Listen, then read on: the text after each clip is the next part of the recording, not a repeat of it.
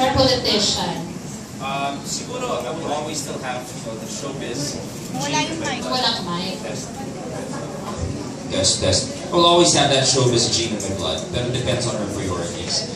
For example, kaya na ginawa ni Mommy, di ba si Mommy naman, laking showbiz talaga yan, but she was able to mix being a politician, being showbiz, same with my dad.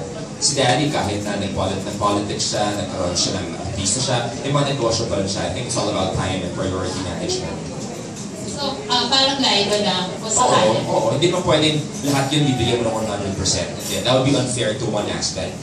So you'd have to decide which would be more important at that point in time. Pero follow-up na rin, Luis. Na we have, I think it was his birthday na first week of January, na I was in Alabama with my family, and nung medyo latter part of the evening, napag-usapan nga namin na we have to talk again very soon. Minus the visitors, conversation talaga regarding my quote-unquote political plans. Pero sa ngayon, sa assessment mo, 50-50 pa rin ba? Yes, sabi ko nga, one foot is in yes, one foot is in no. The question is, which foot moves to the other side? Okay, thank you. Thank you, Ms. Janice. Mabukoy na po! Bakit kinanggan mo yung movie ni Mami mo at ni Angel? Finally, thank you. Kasi yung iba iniisip. Kasi Kuya Mario, what happens is, parang masyadong personal na sa akin yung proyekto na yun. The way I see it, gusto ko magtira para sa sarili ko. Showbiz man ako, hindi ko naman isu-showbiz buong buhay ko. Parang if they want to play on, for example, the novelty that I'll be working with my mom, nagawa na namin yun for in my life. Pag nagawa namin yung novelty of me working with Angel, I would gladly do it na medyo episodic type. Kung commercial man yan, or meron pwedeng MMK. Pero parang pag ginawa ko na yun sa isang pelikula, kasama ko na talaga ang mommy ko, tas girlfriend ko, parang masyado ko naman nilatag ang buong buhay ko nun sa showbiz. Ayoko naman nun, magtitira ako sa sarili ko. Diba? Parang, I mean, that's hindi, magagamit din as promo eh. No matter what eh. Diba? We have to admit that. Gusto ko magtira sa sarili ko. Ngayon, choose. Either work with my mom or work with Angel. But pag sa kanila, parang masyadong binubuksan ko naman na buong pagkatao ko, wala na akong tinira sa sarili ko. Hindi naman ako ganun ka-showbiz. Gusto ni Alex, pero ayoko eh. Sino ba gusto makasama yun, di ba? She has a very successful book. In fact, when they thought about bringing it to the big screen, parang very casual conversation lang Kuya Mario. Wala pa kaming storycon, wala pa kaming kahit kwento. Kumbaga, ang narinig ko lang pagkakalatag was through Direk Wen sa A&A guesting niya. But that was pretty much it. In terms of yung scheduling, yung takbo ng story, if I'm not mistaken, they even said, makakasama namin si James Reid. Nothing. Wala pang nalalatag sa amin at all. So, no formal over? Nothing. None at all. Pero siyempre, magpapataas presyo ko doon si Alex sa trabaho ko pa. Yun. At good luck sa schedule na Tito Mario kasi. Oo, medyo, when I found out na we would be doing the second season of The Voice Kids na, pati siya may involved if I'm not mistaken. So sabi ko parang medyo mahihirapan din yung schedule namin. Baka hanggang blocking lang magawa namin, sabi alis na kami pagkatapos. So, ano lang pala yun, hindi seryoso ang usapan? No, I think, seryoso naman Kuya Mario. What happened was... Kasi pag si Wayne ang nag-alok, I think he has already a project in mind, di ba? Yes, pag sinabi niya. Pero the thing is, I think, bigla na lang dumami yung projects, at least on my side, dumami bigla yung projects ko for TV.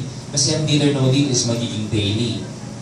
Tapos meron ako na-commit na one day of the week sa isang company na I'll be hosting for them for almost 5 months. Tuloy-tuloy, so that takes a day off my calendar right away for the week. So bali 6 days a week, nag-host ka na na? Halos Kuya Mario. So di ko alam ano kaya kong ibigay na schedule pa. Natanggihan ko na nga yung Avengers 2 dahil sa schedule na yun. Pero, no, I said no eh. Sabi ko, priorities na lang muna. Maganda voice muna ako. Tsaka di Avengers 2 lang yan. May 3 pa naman yan. So, walang movie na gagawin in the near future? If I would do a movie, it would probably be that. Yung book ni Alex. Pero wala pa kami talaga ng pag-uusapan, Kuya Mario. Yun pa lang ang pinaka-klaro na yung pwede akong gawin for 2015. Your mom is being honored with a retrospective sa UP, and then she's getting the annually dahil ng Yes po. ng NCCA.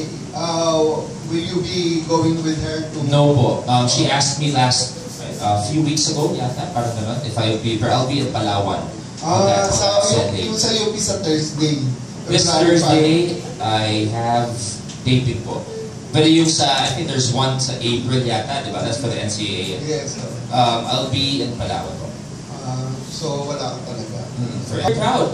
In fact, when my mom got her first award sa Malacanang, the highest a public official can receive, diniretso ngayon kahit walang tulog. Sabi ko, I wouldn't miss that for the world. There are some people serving their whole lives in politics, yet hindi nila tatanggap yung award na yun. And for mom, who was never really a politician to begin with, she was a very simple lady who turned out to be a great actress, then became a very simple mayor, then a governor.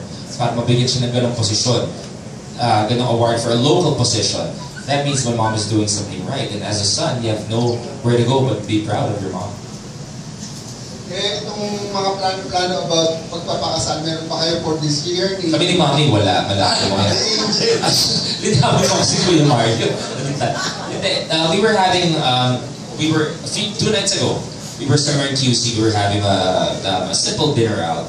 Wala, napag-uusapan na namin. In fact, nilalate pa namin kung sinong gusto namin kumanta sa wedding namin. Nandun kami sa point na yon na I was having dinner with her friends. At pati sila yung suot nila, pinag-uusapan na nila. So, kumbaga, things are starting to fall into place. We're starting to have a clearer picture ng gusto namin for... Nandyan yung manager.